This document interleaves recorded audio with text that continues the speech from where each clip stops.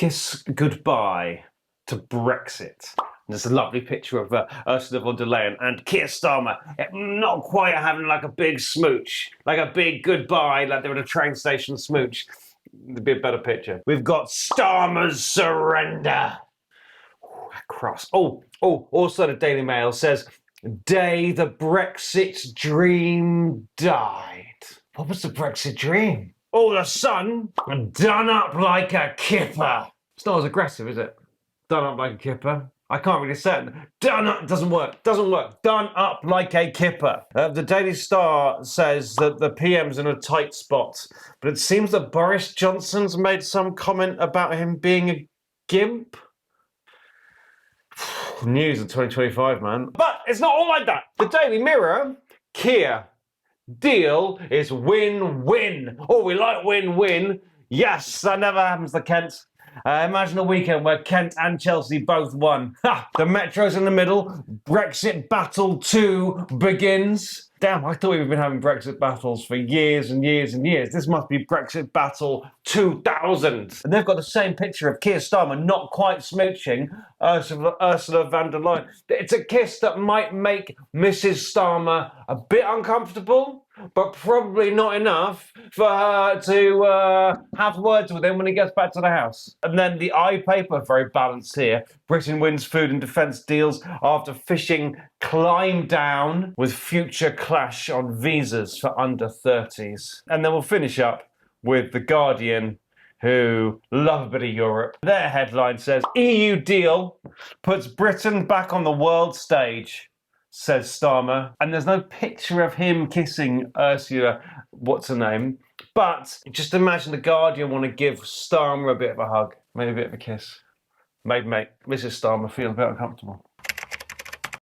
What is Brexit? And it's quite a nebulous thing. Like all of those newspapers were like, Brexit, Brexit, Brexit. But what Brexit is hard to say. What I can tell you is that in 2016, when civil politics was a wee 1 year old, there was a vote in which the UK voted to leave the European Union, like a group of nations. 52-48, that vote was famously. Really, really, really close thing. That referendum caused a lot of trouble and strife as families and friends and whatever else fell out as to whether they're a leaver or a remainer. And still today, MPs are referred to as whether they were leavers or remainers. Constituencies, whether they're leavers or remainers. We're 9 years on, but it's still this big thing. And it was a big thing. I'm not underplaying it, but what does it mean?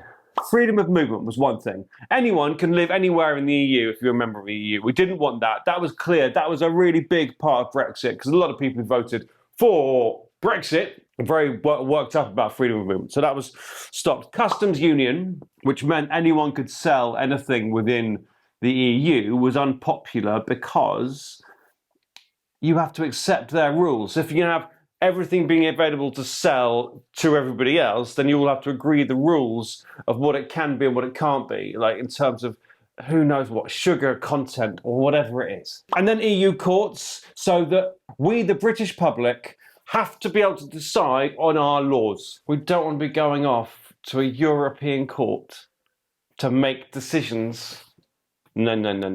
So many people voted Brexit for so many reasons. We cannot sit here and say everyone who voted for Brexit wanted this. There was a large school of thought. There was a decent chunk of people who wanted to Brexit but stay in the customs union. And then there's like taxes, EU taxes, spending money on the EU. And there was famously a bust that said 350 million quid like every second goes to the EU, and it wasn't true. We did pay more than we got directly back in funds. Remainers would say that we got more in trade.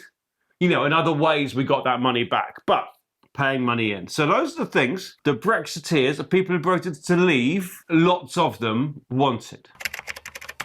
Well, let's have a look at what this deal actually said. So this deal had pets travel. If you've got a dog, you can take your dog with you if you want. I mean, just leave it behind, mate. Leave some biscuits, but whatever. It's going to relax some of the rules on food and drink. So we, the British people, can sell our sausages and our burgers into Brussels and Amsterdam and Tallinn, maybe? I don't know. But it's going to be really good for food and drink. Like there will be a lot fewer checks. If the EU changed their rules on those products and said that sausages all had to have sage in them because sage is good for you, and the EU agree that sage, every sausage has to have sage in it or it can't be sold in the EU, we have to change our sausages if we want to sell them. So we become a rule taker. We have to follow EU rules on sagey sausages if we want to sell to them. A little tiny bit like customs union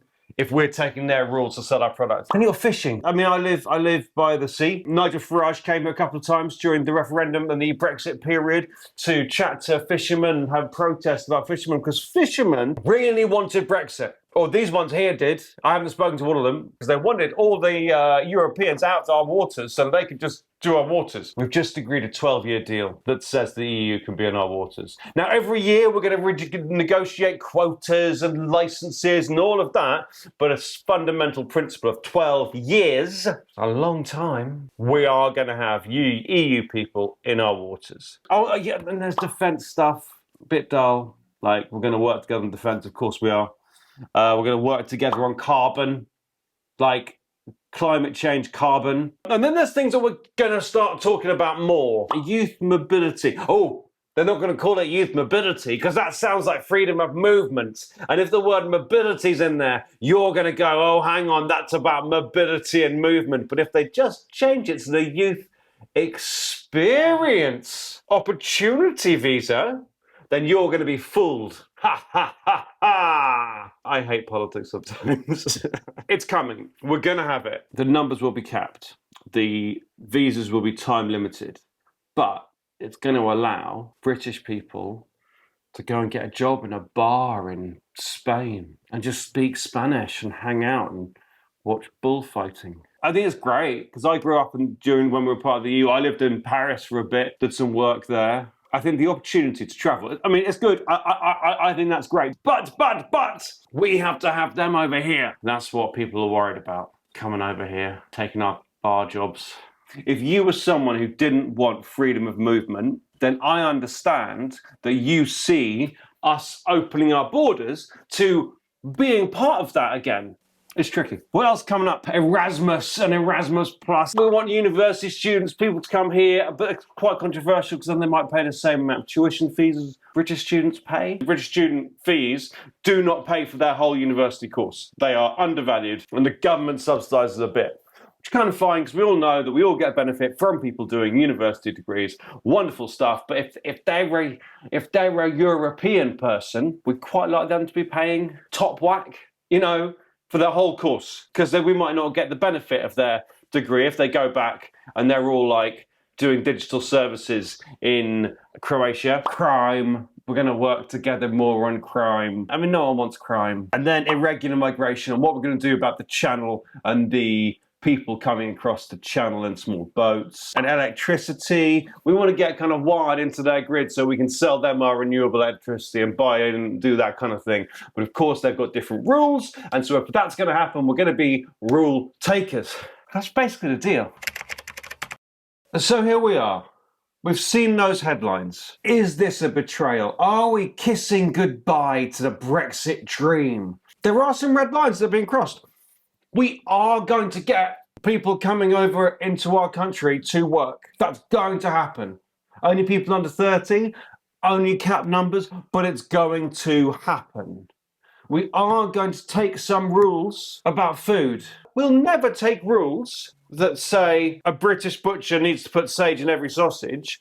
Here in Kent, here in the UK, they don't get to say that. But if we want to be selling there, we've got to take their rules about what sells there. There's that, and you know, the fishing staff. Some of these things will be seen in the EU courts. There are 100% some areas that what used to be known as a hard Brexit, where we have nothing to do with these, is okay. But this is a wide-reaching, sure, but it's a trade deal. We've made trade deals with India recently. We've made trade deals with America recently. The next stop, I believe, is a Middle Eastern trade deal. I don't know, they're probably going to sell us like sand. If you get into a trade deal with anybody, there's going to be factors You know, there's going to be rules. What is Brexit? Does Brexit mean we can never speak to the Europeans again? What's a good divorce? Does a good divorce mean you never speak ever again? Or is a good divorce one where you can speak to that person?